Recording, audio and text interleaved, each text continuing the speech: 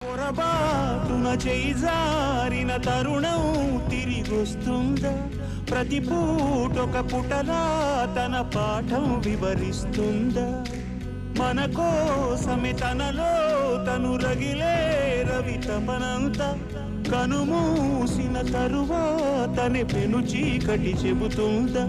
కడతేరని పయనాలెన్ని, పడదోసిన ప్రణయాలెన్ని అని తిరగే ఛాయా చరిత పుటలు, వెను చూడక ఉరికే కథలు, తమ ముందు తరాలకు స్మృతుల చితులు అందించాలా ప్రేమికులు.